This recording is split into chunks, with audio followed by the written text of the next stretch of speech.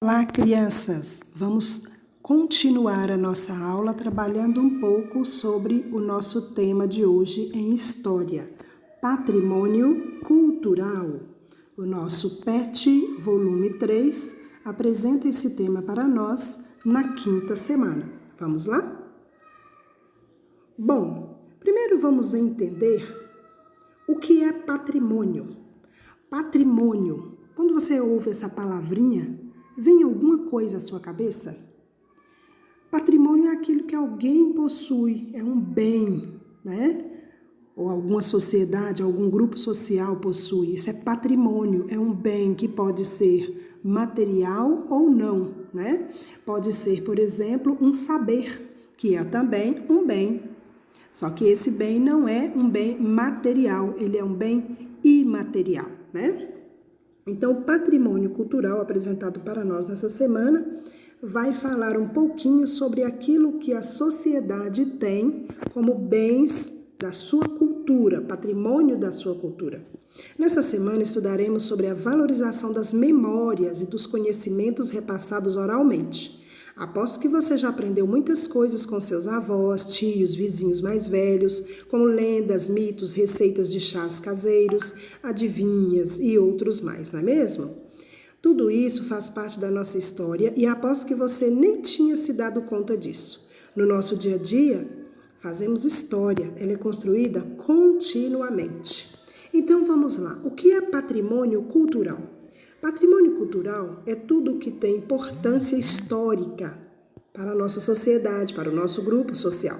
Então, você tem como patrimônio cultural as festas, as danças, as músicas, as artes, as culinárias, as esculturas, entre outros. Uma das formas de transmissão oral de cultura são as manifestações folclóricas, como as lendas e os mitos.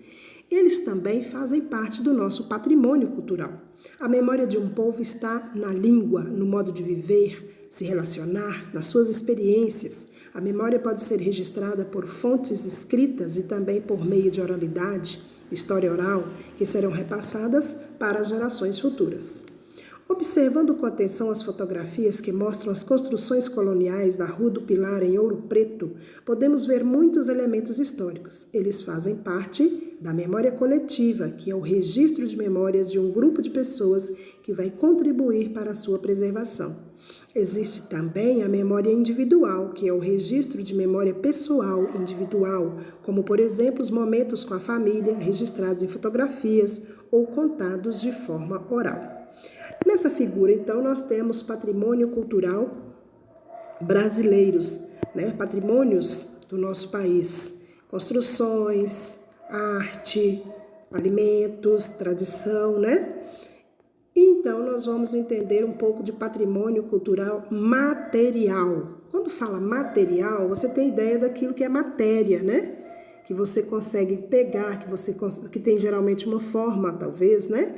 O patrimônio material é construído por bens materiais que representam a cultura de um lugar, obras de arte, construções, cidades históricas, etc. Isso é o patrimônio material. Agora, em Minas Gerais, nós temos verdadeiros museus a céu aberto. O que é isso? São obras, né, a céu aberto que carregam histórias fantásticas, como, por exemplo, as igrejas, cidades, né? Cidades como Diamantina, cidade inteira, né? O centro histórico de Diamantina, de Ouro Preto, de São João del Rei, carrega ali muita história, é um museu a céu aberto, né? Então, nós temos aí, onde as obras de arte se expõem aos olhos de todos ao longo das ruas, em pequenas e acolhedoras cidades erguidas entre as montanhas e emolduradas pela vegetação da Mata Atlântica. O ouro, a mola propulsora do progresso, do processo de desbravamento e ocupação do interior do Brasil durante a colonização portuguesa, gerou riqueza com a qual foi construído esse patrimônio cultural. Motivados pela busca das minas de ouro e diamantes, os bandeirantes paulistas fundaram grande parte das povoações que dariam origem às cidades históricas de Minas Gerais.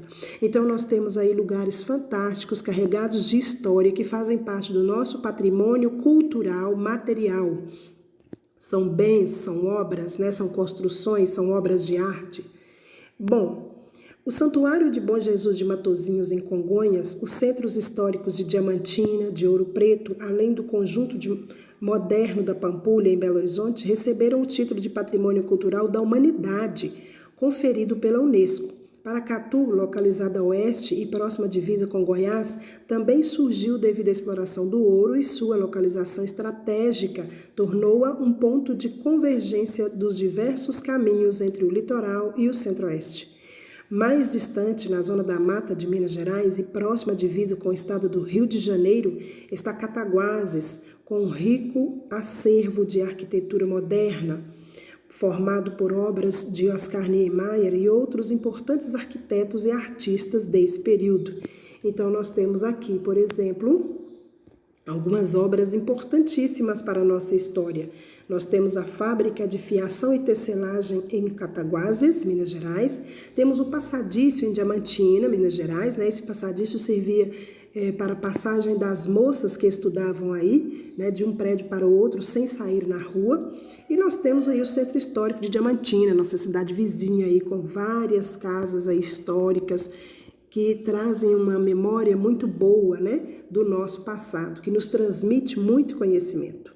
Aqui nós temos o Centro Histórico de São João del Rei, Olha aqui para vocês verem as construções, o modelo antigo, a igreja, com uma arquitetura bem diferente, bem da época mesmo. A igreja de São Francisco de Assis em Ouro Preto, Minas Gerais, por fora e também por dentro, a arte barroca que se expressa aí nessas igrejas. E o patrimônio imaterial? Se o patrimônio material são construções, são bens palpáveis, e o imaterial é o quê? Os bens imateriais é aquilo que a gente não consegue moldurar, que a gente não consegue tocar, talvez, consegue pegar. Por exemplo, as danças, as festas, músicas, brincadeiras, são aqueles elementos culturais que passam de geração para geração, que não tem como materializar. Então, eles são imateriais. Então, patrimônio cultural imaterial é uma concepção que abrange as expressões culturais e as tradições que um grupo de indivíduos preserva em homenagem à sua ancestralidade para as gerações futuras. São exemplos de patrimônio imaterial os saberes, os modos de fazer, as formas de expressão, as celebrações, as festas, danças populares, lendas, músicas, costumes e outras tradições. E aqui nós temos alguns elementos, Então, nós temos aí, não é mineiro, frevo aqui na imagem, mas é patrimônio, brasileiro. Nós temos aí a marujada, temos aqui festas, do divino, temos aqui a capoeira, que são bens imateriais. Se não passarmos de geração para geração, eles vão acabar, Em Minas Gerais, as expressões culturais presentes em Minas Gerais, reconhecidas como patrimônio cultural do Brasil, são o ofício de sineiro, ou seja, a profissão de fazer o sino, o toque dos sinos em Minas Gerais e o modo artesanal de fazer o queijo Minas. Então, esse ofício de sineiro, assim como o toque dos sinos e também o modo de fazer o queijo mineiro, são bens patrimoniais imateriais que devem ser repassados de geração para geração. Além desses bens reconhecidos como patrimônio cultural do Brasil, existem também em Minas Gerais 2 processos de registros abertos. Um para a cidade de Congonhas de Minas, com a primeira etapa do seu inventário finalizada e identificadas, 701 festas e 1.174 grupos associados a essa prática religiosa e cultural, distribuídos em 332 municípios, e o ofício das quitandeiras em Minas Gerais. Então, se alguém tem aí uma quitandeira em casa, o ofício das quitandeiras está para ser reconhecido como patrimônio mineiro, E aqui em Minas Gerais nós temos uma cultura muito rica. Então, olha só as informações, Ô Minas Gerais, ô estado bom, Nós temos aí, Minas Gerais possui 4 bens tombados como patrimônio cultural da humanidade, patrimônio cultural da humanidade, não é só mineiro nem brasileiro não, gente, isso não é pouca coisa não, É o estado brasileiro com o maior número de bens tombados pela Unesco, Segundo estado em bens culturais tombados como patrimônio cultural material pelo IPHAN, que é o Instituto de Preservação da História de um lugar, 6.000 bens culturais reconhecidos pelo Patrimônio Cultural, ICMS, né? Desses, 149 foram tombados pelo IEFA, Minas Gerais. E 2 saberes registrados como patrimônio cultural imaterial, o ofício dos cineiros e o modo artesanal de fazer o queijo Minas, nas regiões do Cerro, Serra da Canastra e também Salitre. Então, nós temos aí o estado de Minas Gerais com muitos bens, tanto materiais também como imateriais, né? Obrigado por sua participação, espero que você tenha compreendido um pouco mais sobre o conteúdo. Até a próxima aula, façam as suas atividades referentes à semana 5 de História, tá bom? Tchau!